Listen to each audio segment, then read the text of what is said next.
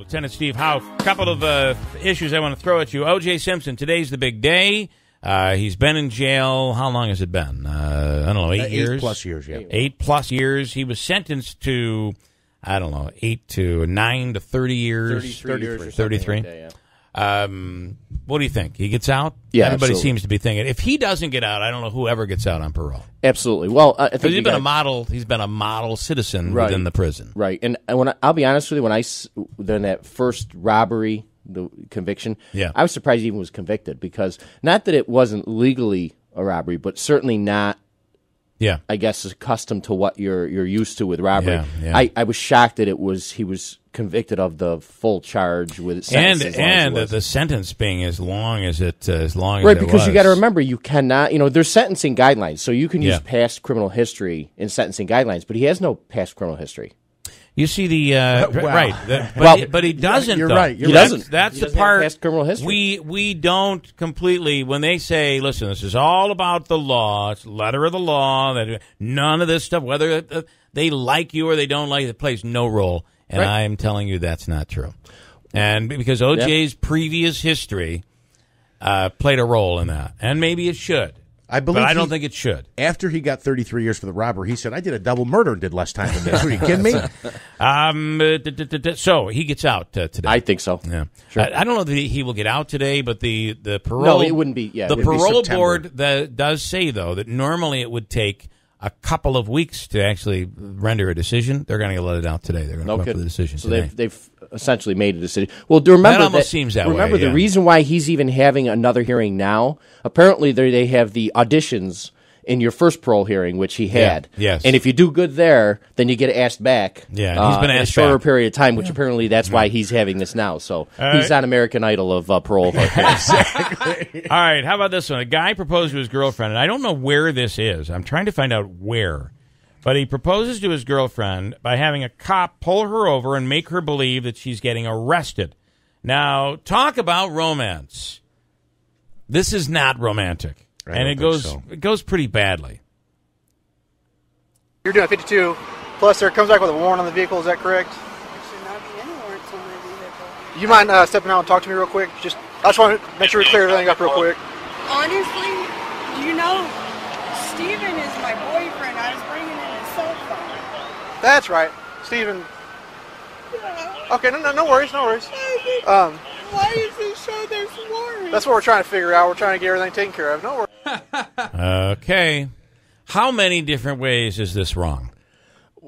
I don't know. For me, as a police officer, especially in uniform, you get asked to do things all the time. But asking her to get out of the car, what if she gets hit by a car? Yeah, well, it starts to go bad. It probably should have just let the cat out of the bag. But, it happens all the time. And at least for the last good portion of my career, you get all the time, can I take a picture with you? And you had to be cognizant of social media. Mm-hmm. You don't know if somebody's going to crop you out and put you in. Who knows what they're going to put you in? So you always have to, people say, oh, boy, that cop doesn't want to play along. Well, yeah, because today's a different era than it was 20 years ago. Although I will say in New York City, they take pictures down near Times Square. You're in a tourist area. I've taken them too, but you do have to sort of assess it and say, hey, is this a little more than you don't know what they're... And you could be totally wrong. I mean, but so you get asked to do things all the time, and you want to help out, and you want to play along and be a good part of the community, but sometimes you just have to say no. Got it. And probably in this situation, he probably should have said, I don't think I can do that. I think you see in small towns. You see where everybody kind of knows everybody, and it's like, yeah, sure, I know him. He's a cousin of my brother-in-law's sister. And take your police hat off just for a second. And how romantic was that? Yeah, that's not... I don't know He wanted her to never forget that proposal. Well, guess what? Maybe she will never forget it. Maybe the only thing worse is like doing it at a Mets game or something, because you know they're going to get slaughtered, so it doesn't make any sense to do it there. Zing! The spank. Of course, at least one good thing would come out of a Mets game. Although last night, listen, the Mets... Bill's still got him taking Steve, the division. You guys are 15 games over 500. I'm smelling you guys are just about dead even. We'll see what happens in October. Okay. An Australian woman who called 911 to report a possible assault, shot and killed by Minneapolis police. This is a terrible story. What? They're saying that they heard a noise. Now, she walked up to the patrol car, and she was shot by the other officer that was in the passenger seat. It's being said now that they heard a noise, and then shot her. What's going on here? Yeah, crazy. Really a crazy story. Yeah. So a few things, and I'll get back to sort of my most important point at the end. But so they come down an alley. It's reported as remember that the victim here, and she really truly is a victim, was the caller. So she was reporting what she thought was some sort of an abuse. Reportedly sex abuse, heard some noise in the back or whatever. Yeah. So Yeah. so the officers approaching, I know you made the point, but geez, their lights were off. Not that uncommon. And we're talking top lights or headlights? Regular headlights. Would not be that uncommon. Really? Coming in quiet, Sure. did not. They're coming down an alley, scare. not expecting to encounter people or a car. Moonlight is very bright sometimes in the middle of the night. You could easily see where you're driving, and they're trying to be as stealth as possible. You don't want to tip off what's going on. Exactly, especially given the type of call. Yeah. You're not going to like a larceny call. You're going to something where someone Okay. would try to flee. So you're trying to make a stealth approach. So apparently there was fireworks going on, and I can tell you that depending on where you are, you can differentiate fireworks. Yeah. Not all the time. City Yeah, is a little yeah. Tougher than, say, being rural. So Right. this is a city area. So they're coming down an alley. I was in the middle of a shooting years ago in Los Angeles, and it was a drive-by shooting. I thought it was fireworks. Yeah. Sounded like firecrackers. Police officers are a little more in tune to gunfire. Not a little more. Yeah, than the average. Probably But a I'm lot, not saying I yeah. haven't confused the two, but many times you can tell. Okay. So they're coming down an alley, and remember the officer that shot is in the passenger seat. So they come down an alley, they hear presumably fireworks go off. Now it could be close proximity. I guess Sure. that's what they're saying. They're startled, and then the woman approaches from the driver's side in her pajamas. Approaches the driver's side. Now, you have to assume that she's running of some sort, or at least aggressively coming to the door. And then the officer fires past his partner through the open car window and shoots and kills her. Which is... So I have a lot of issues with that. Yeah. One, I'm not saying it wouldn't be impossible for an officer to have his gun out inside the car. Highly unlikely. You get out of the car. Yeah. That would be I could only think of a situation you'd want to shoot out from inside the car out would be someone approaching or shooting at you, someone approaching with a gun in their hand, firing you Ambush or style. shooting, right, and you got no other option but to do it. That's the only scenario. And you certainly wouldn't want to shoot past your partner who's sitting a foot next to you. Yeah. So that would be extreme. So I guess I would say if, say, she were armed and you could clearly see she was armed, then maybe you'd have no other options. Yeah. But that's obviously not the case. There was no gun there. No. So he didn't see a gun. Now, I know she had a cell phone in her hand. Did he confuse it? Did she have it up? I don't know. That's hopefully will come out as time goes on. Is it justification, though, if a citizen makes a mistake, you could very well be charged with manslaughter. Sure. You did not intend to kill this person, but you made a mistake. I'm sorry, that's manslaughter. And we all look at that and say, yeah, that's what happens. Yeah.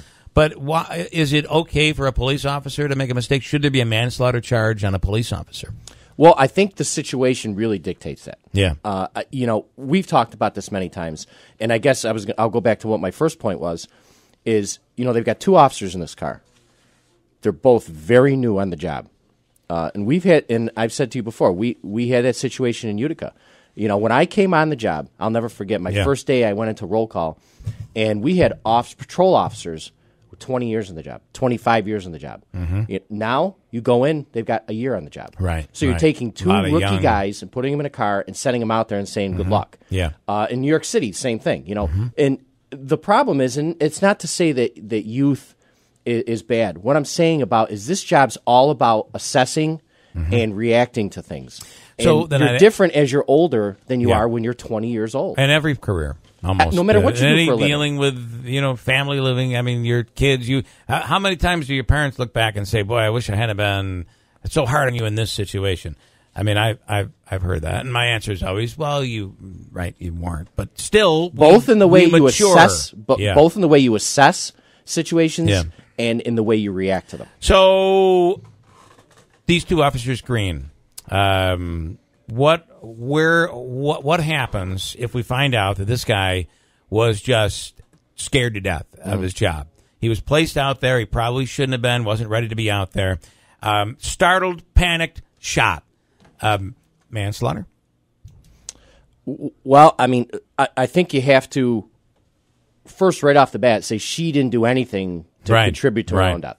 This isn't somebody that was fighting the police or someone that threatened the police or wasn't listening to commands or wasn't doing things that sort of contributed to it. She made a call and she saw the police and said, "Let me," I'm sure what was going through her mind is, "Let me go tell them what I believe to be going on." And next thing you know, she's dead because of it.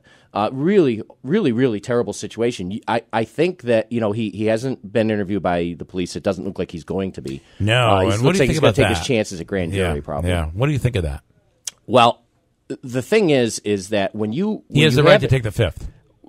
I'm assuming that's what's going to happen. When you have an officer-involved shooting, you always sort of try to give a little bit of time to let the officer assess, because when you're involved in something like that, obviously the real true victim here is the woman. But when you're involved in it and you have to use deadly physical force, that's traumatic. I'm sure it is. And then you find out, oh my God, this person, it wasn't justified, because he's got to know that. Yeah. So it's traumatic and ththings aren't always clear.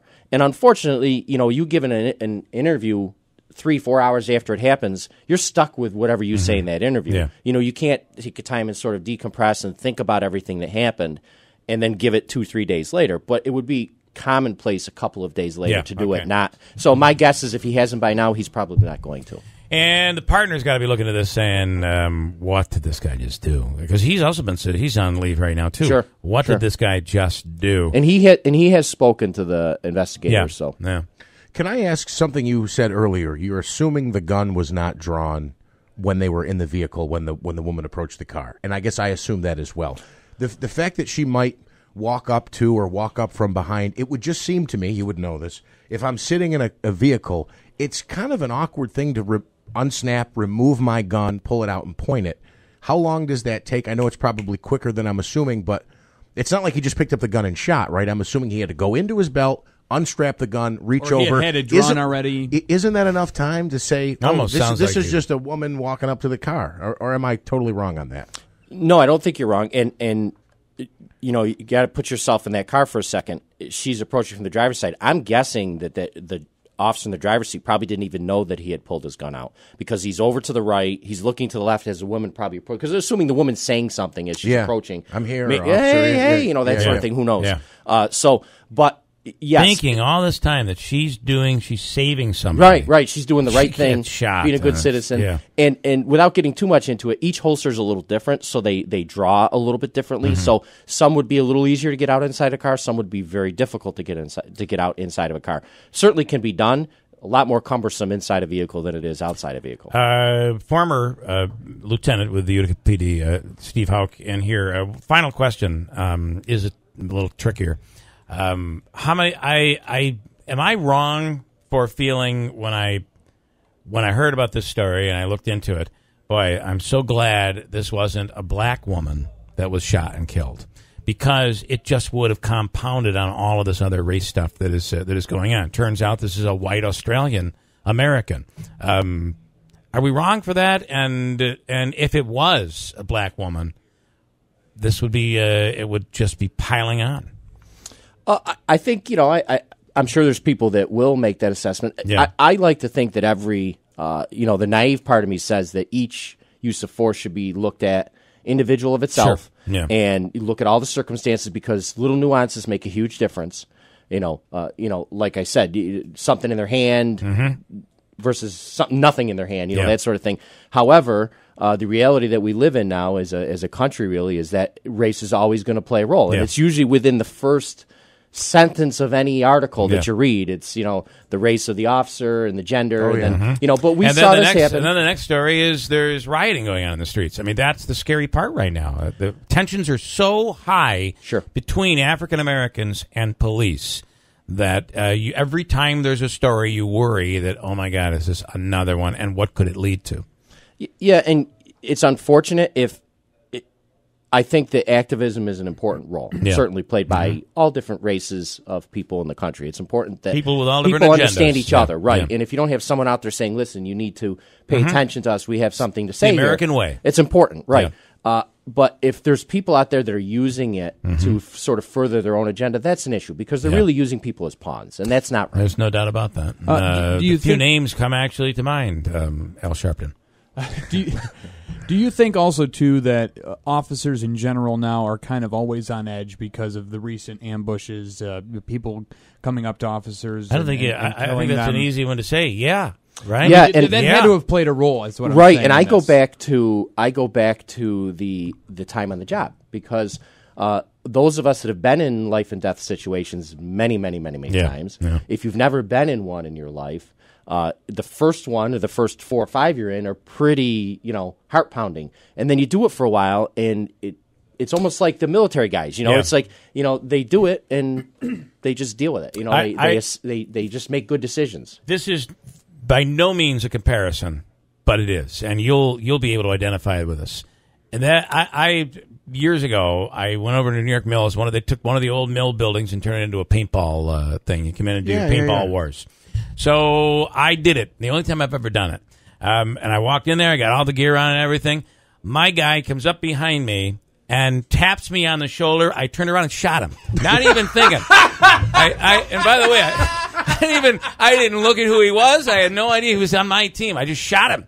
I mean, because and I hate to say it's not certainly to that level. These people have been trained, but that's really what we're talking about is. Had I been paintballing for years, I wouldn't have reacted that way. And by the way, close range, it put a hole right in his hand. I mean, it was... I can't believe that they denied your application to SEAL Team 6. Can you believe it? Yeah, that ended my career and sealed my career in radio. Don't you realize if he had been an opposing team person, you would have already been shot before he tapped you? He wasn't thinking in that. Hindsight? And the crazy part, Bill walked away telling me it was a suicide. Yeah, that's right. That's right. He shot himself. Yeah. Anyway, well, there you go. So I'm sure these officers, being young, had to play some sort of a role. It's just, it's just the numbers. The more you deal with something, the better you get at it. I'm sure the first time you went on the radio, it was brilliant. You were sweating, and it was. And now you think about it, and you don't think about the logistics of. I put my headphones on, I mean, you worked that board probably blindfolded, whereas the first time you did it. Yeah. You probably didn't know what you're doing, so you just think about those things and you put it into law enforcement, and it's like any job. It really is. You could hear the paper kind of ruffled up in the background from me shaking. I think the first time that I was ever on the radio, I was in 11th grade. It was very scary. Steve Hauck, thank you, man. Absolutely.